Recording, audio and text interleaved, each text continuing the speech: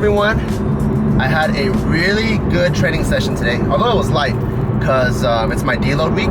And deload week, that just means that when you're on a very strict and very demanding program, every 3 to 5 weeks, you want to take a week off and not completely stay out of the gym, but you want to reduce the intensity and also reduce the volume so that you don't stress your body out to the point where you fry your CNS, which is your central nervous system, or you start to build injuries and tendonitis and build up scar tissue. Because as you start training harder and harder, your body will start tightening up, which is why stretching is so important and mobility is so important. But your body will start tightening up, and then you're in a compromised position, and so your body's starting to lift in like a not so efficient and not so proper form, and that's how injuries happen. And these are just like little minute things that you don't even notice, but your body naturally wants to find the best way to lift. And if one muscle is extremely exhausted, then they'll start relying on the other muscles. And so that's what a deload's all about. And I've been training really hard. I've actually kind of cheated a little bit where I haven't deloaded for about 8 weeks, and it's just because my progress has been so good. I didn't want to stop the progress. But last week I felt so exhausted in the gym, and even though I deadlifted on Monday, I still felt the effects of the fatigue on the muscle all the way up until yesterday. So this week I'm deloading and I feel great already. I went really light. I went about 50% of my usual training weight, and even afterwards, just to get a little bit more cardio in, I play a little bit of basketball outside just for about 10-15 minutes. And a lot of people ask me, how do you have the motivation to keep working out? Like, what's your motivation? I really want to train, but I train for like a week and then I don't feel like training anymore. Like, how do you stick at it? And for me, I think my personal response to that would be, you have to find what motivates you, and that's the most important. Everyone's motivation is going to be different. Like, there's so many bodybuilder stories, there's so many MMA fighter stories, and when they ask them what made you start bodybuilding and getting all jacked or starting MMA, a lot of them got bullied, you know. And some people, they got into it because they're significant other got into it. Like, for example, Gina Carano, she started getting into kickboxing because her boyfriend was in kickboxing, and then she just started flourishing like crazy, and then she became more famous than her boyfriend. So it all depends. For me, I started lifting weights when I was 14, 15, and that was just because all of my homies and all my homies' older brothers, I grew up in like gang-infested times, so everyone, when they came back from jail, that was the way to pass time. Like, we would just meet up in the garage, and we would just train, and then chill, train, chill, smoke some cigarettes, eat some instant noodles, train some more. It was like one of the stupidest way to train, but that was how I got into training. And the cool thing about that, even though I came into training in a negative way, I got a taste of what gains feels like. So gains, I got a taste of what gains feel like. And gains is when you're able to get stronger and you see improvements in your muscle size and your muscle tone. And for me, that was addicting. I was like, oh shit, last week I was only benching 60 pounds, and then now 2 weeks later, I'm now benching 65 pounds. I'm getting stronger. So to me, my body, it became a video game. You know, when you play video games and you try to level up and you want to increase more points, or you want to make more money in the video game, or you want to have more powerful characters, I was my own character in my own video game. So I became so addicted to it. I was like, wow, this is freaking cool. If I just keep training, I wonder what my potential is. Like, right now, I can only bench 60, but I see some strong guys at the gym. At the time, I was like, man, my dream is to bench 225. That's 2 plates. And I'm like, that'd be fucking awesome. And then in about a year's time, I was able to hit 225. And after that, I was like, I want to hit 3 plates. And then now, my life goal is to be able to hit 4 plates, which is 405. So it's really important to find the motivation that is truthful to you. And if once you can find that, it's gonna be easy to motivate yourself, because it's gonna make perfect sense to you why you need to do that. So for example, there are also people with like heart problems, and the doctor's like, hey, you can't be living that couch potato lifestyle, you're really obese, and you have all these clogged arteries. And so for them, they want to stay alive. So that's perfect for them. They got, oh shit, I gotta stay alive. So you know what, I gotta start getting in the gym. And for them, they get addicted too.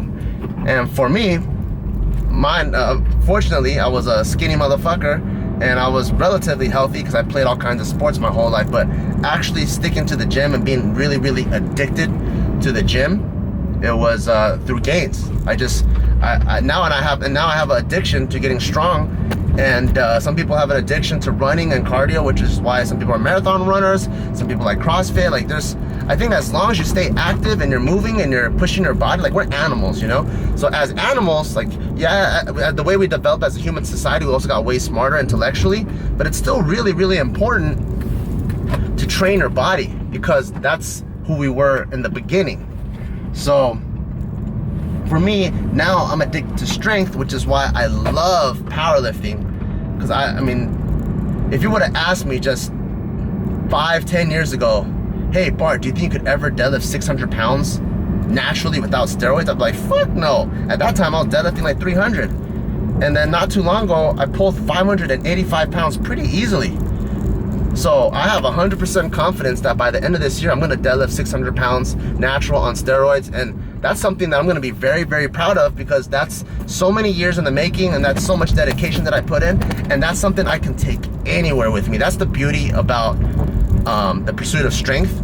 It's not like playing drums or skateboarding, where in order to demonstrate your skill set, you need that thing. You know, like you can't play polo without a horse and a club. There's just no way. But when you can deadlift 600, that strength is innate in your body. So when someone needs you to push a car, or if you just need to jump up and down and smash some wooden planks real quick, like it's innate in your body. If you need to push someone, or if you have to lift something up, it's innate in your body. And that's one of the things that makes me addicted to the pursuit of strength, is because I'm like a walking superhero in my own head. You know, like if I can squat 500 pounds, deadlift 600 pounds, bench press 400, I'm in the top 2% in the nation strength-wise for someone that is around 200 pounds. And that, to me, if you're top 2%, you're pretty much a real life superhero. And I think that's freaking cool that just by training and exercising your body, you could become a real life superhero. So that is my motivation, and that's the reason why I keep going into the gym. So it's really important to find yours. Yeah, it's really important to find yours, and that's how you're gonna be able to stick to a program and stay disciplined so that you can achieve the goals that you want.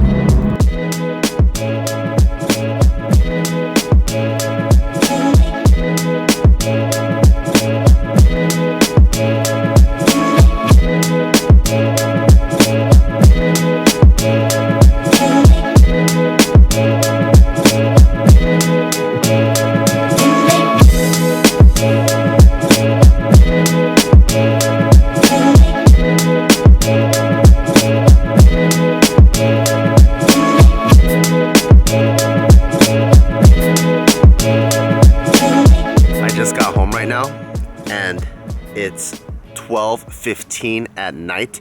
Yes, it's way past my bedtime, and I just realized that I forgot to vlog the entire day. Well, not the entire day, but I vlogged in the morning, but half of the day where I was at the office, I completely forgot to vlog because it was just so busy. What I thought I only had planned on the schedule was meet with Casey on the feature film from 1 p.m. to 7 p.m. But as soon as I got to the office, all kinds of chaos started happening. So we're hiring cleaners to come clean the office on a weekly basis, and we're just getting quotes from people. And the people that clean my house, they do an amazing job. So I'm like, hey, why don't we get these people to come clean the office? The only problem is they only speak Chinese. So that means either I have to be there or Michael has to be there. And originally, they were scheduled to come in at 10 a.m. to meet with Michael, but they didn't show up until 3 p.m. because I think their schedule just got booked, or they got lost in downtown LA or something. So by the time they came at 3 p.m., Michael had to leave because he has to do some test gaming with the JK party staff. So I was left to do the talking with them. So they came in, I had to walk them through the entire place, start the negotiations because we want to get our place cleaned on a weekly basis. So I had to stop my feature film meeting for that. And then the security alarm people, which are getting installed at the office, which is super awesome, by the way. I think we're going with ADT. They stopped by the office, and in the middle of us meeting, they had to show us how to arm, disarm, what do we do when the alarm starts going off, what do we do if we're the only one stuck at the office, what do we do when there's an actual robbery. They started running through the entire procedure of what we're supposed to do in the middle of our meeting as well. So that was another thing that came up. And then the third thing that came up that wasn't really so bad, it was the homie Anthony Lee and Mike Song from the Kinjas. They stopped by the office because they wanted to pick my brain on YouTube stuff, and they're straight up killing it in the dance game. I don't know, I think they're doing amazing. They just killed it on the TV show, and I'm so proud of them because now they have the Kinjas studio in Monterey Park, and their apparel line is just blowing up.